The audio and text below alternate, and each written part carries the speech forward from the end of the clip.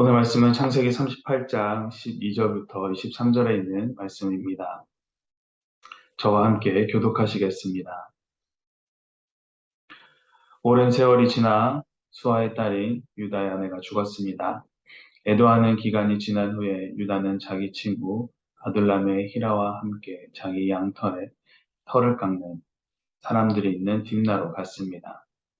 그때 다말이 내 시아버지가 양털을 깎으러 딥나로 오고 있다는 말을 들었습니다.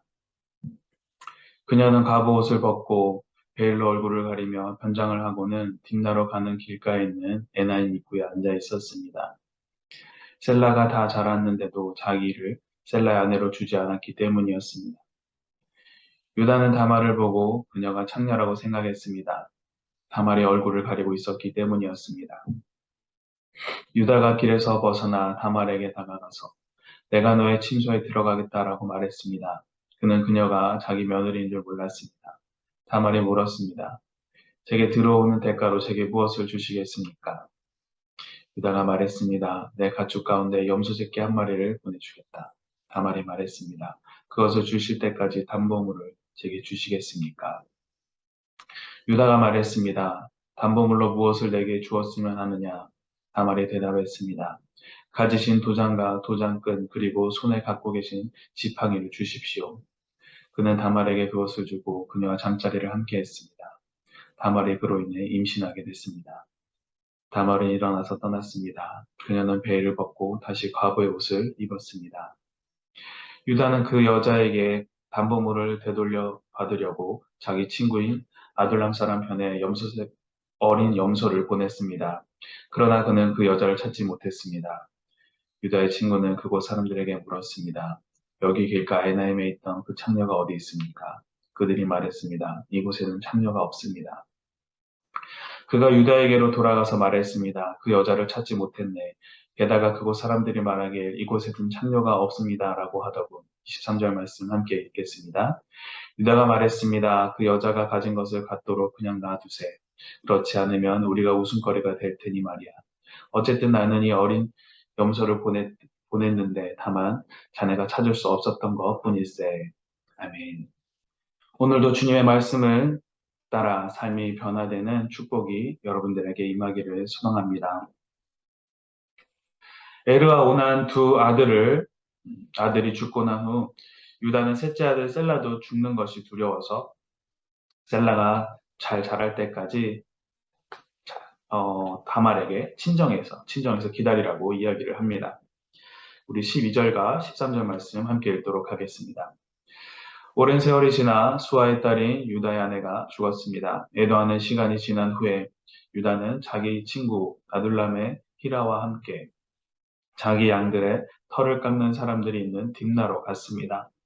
그때 다말이 내 시아버지 양털을 깎으러 딥나로 오고 있다는 말을 들었습니다. 다말을 친정으로 보낸 후에 오랜 시간이 지났습니다. 그 오랜 시간 중에 유다의 아내가 죽고 말았죠. 유다의 아내를 위해서 애도의 시간이 지나자 유다는 가나안 친구 히라와 함께 딥나로 향합니다. 그 딥나는 며느리 다말의 친정이 있던 곳이거나 아니면 그 근처였던 것 같습니다. 그래서 다말은 이웃들로부터 시아버지 유다가 딥나로 온다라는 소식을 전해 듣습니다. 아무리 오랜 세월이 흘렀다고는 하지만 유다는 며느리 다말과 한 약속을 까맣게 잊었던 것 같습니다. 그렇지 않고서야 다말의 친정 또는 그 근처 지역인 딥나로 친구들과 아무 생각 없이 함께 갈 수는 없었겠죠. 그에 반해 다말은 어떻습니까? 주변 사람이 찾아와서 이야기를 해줄 만큼 계속 생각을 하고 관심을 가졌던 것 같습니다. 물론 다말이 갖고 있는 생각은 좋은 생각은 아니었을 거예요. 오랜 세월 어떤 소식도 주지 않고 셀라가 장성했음에도 아내로 다시 부르지 않는 그 유다를 향한 복수 또는 불신에 대한 생각으로 가득했겠죠. 우리 14절 말씀 함께 읽도록 하겠습니다. 그녀는 갑옷을 벗고 베일로 얼굴을 가려 변장을 하고는 딥나로 가는 길가에 있는 에나임 입구에 앉아 있었습니다. 셀라가 다 자랐는데도 자기를 셀라의 아내로 주지 않았기 때문입니다. 셀라가 장성했음에도 자신에게 연락을 주지 않는 것에 안심을 품은 다말은 유다가 온다는 소식에 그 길로 나가서 딥나로 가는 길가 에나임 입구에서 유다를 기다립니다. 이 유다를 기다리는 다말의 모습을 보면은 어떻습니까?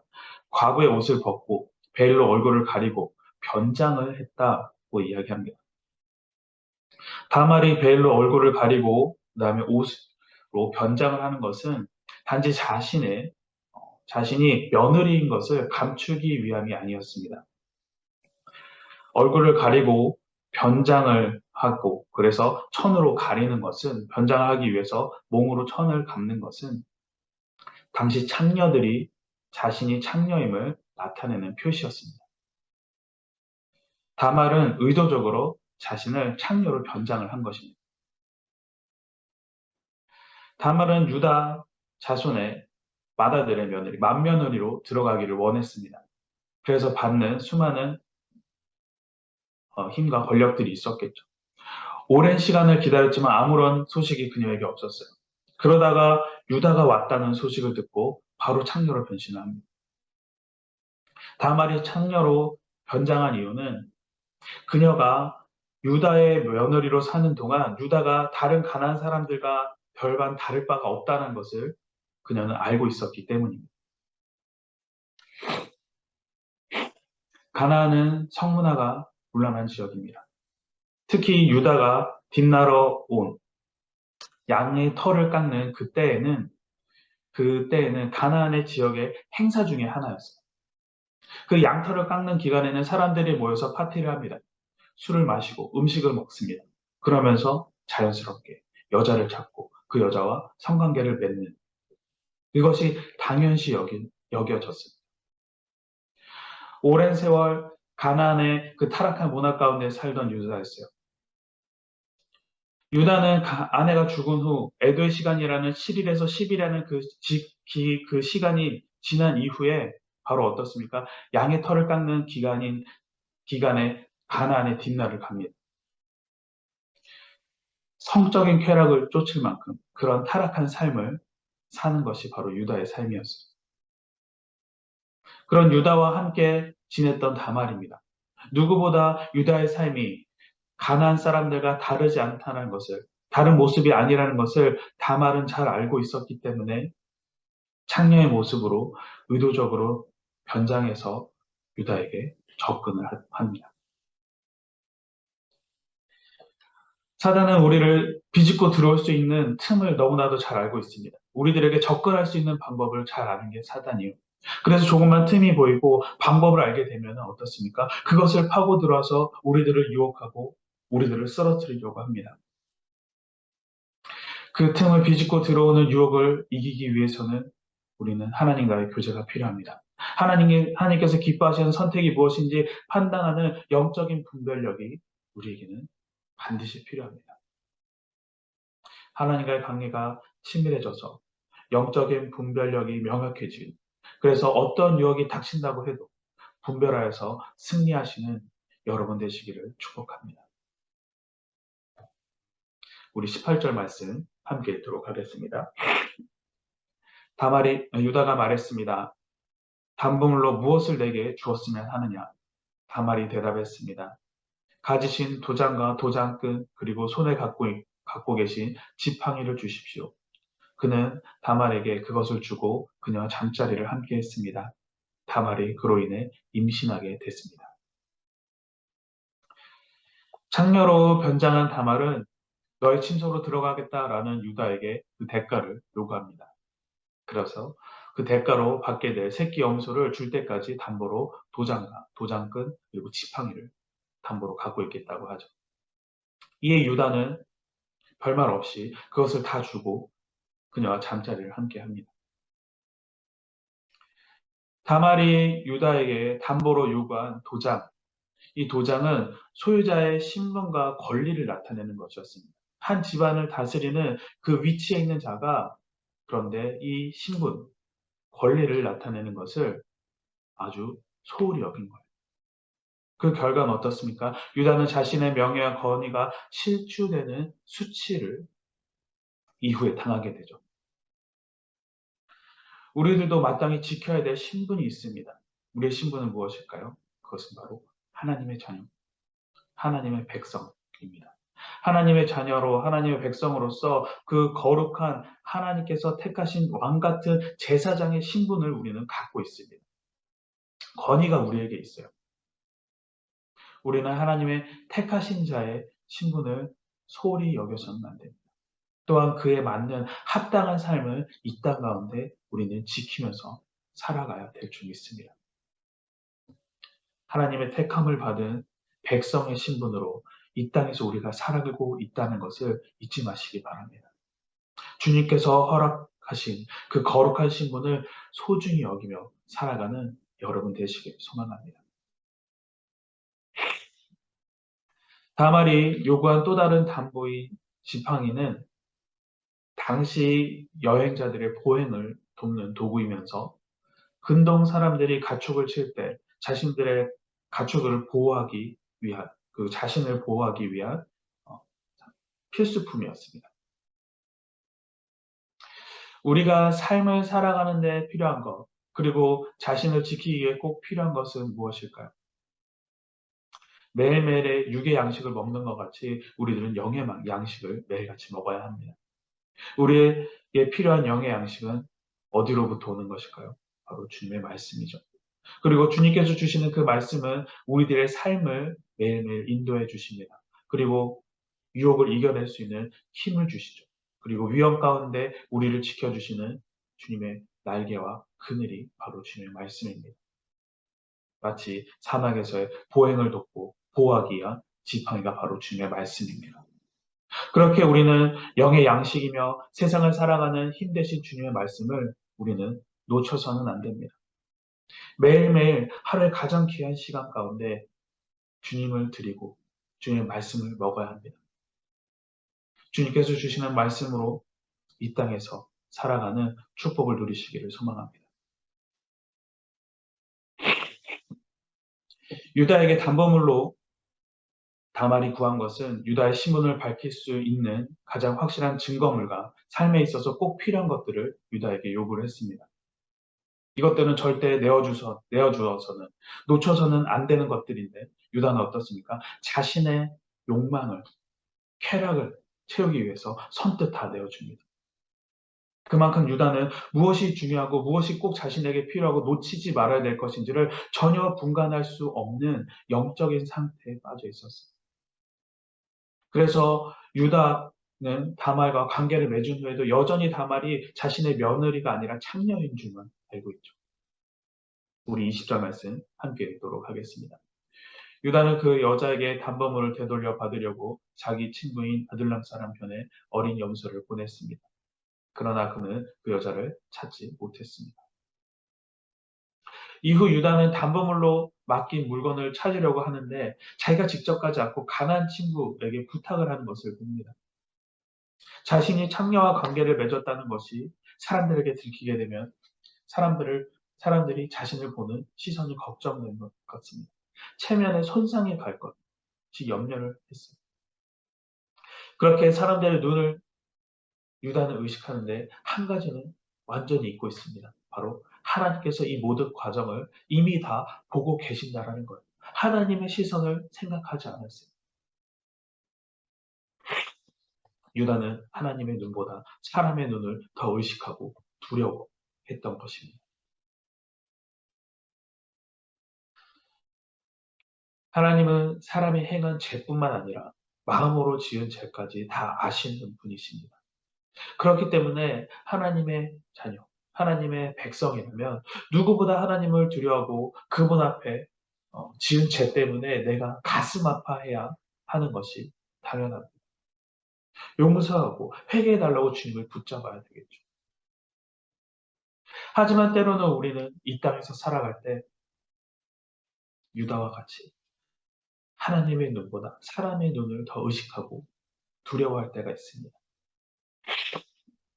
그래서 하나님께서 마음을 주셨음에도 다른 성도들이 손을 들지 않는다고 해서 괜히 손을 들었다가 나선다고 사람들에게 한 소리 들을까 봐 손을 들지 않을 때가 있습니다. 때론 마음에 감동이 전혀 없는데도 사람들이 찬양할 때 손을 드니까 나도 손을 들어야지 하고 손을 들기도 하고, 사람들이 보고 있을 때는 아주 멋진 크리스찬인 것처럼 행동하다가 보지 않으면 내 마음대로 행하는 모습을 하기도 합니다. 이처럼 우리는 사람들의 시선은 엄청 따지면서 하나님의 시선을 의식하지 않고 알고 있음에도 신경 쓰지 않을 때가 참 많죠. 하지만 여러분, 하나님의 자녀된 자라면 어떤 일을 할 때든 어떤 선택을 할 때든 사람을 먼저 생각하기보다 하나님을 먼저 생각해야 되는 것이 당연한 일입니다. 하나님은 우리의 마음의 생각부터 행동 하나하나를 보고 계신 분이십니다. 주님의 택함을 받은 자녀로서 주님 앞에 부끄럽지 않은 거룩한 삶을 사는, 그래서 주님께 의롭다 인정을 받는 자녀가 되시기를 주님의 이름으로 간절히 소망합니다.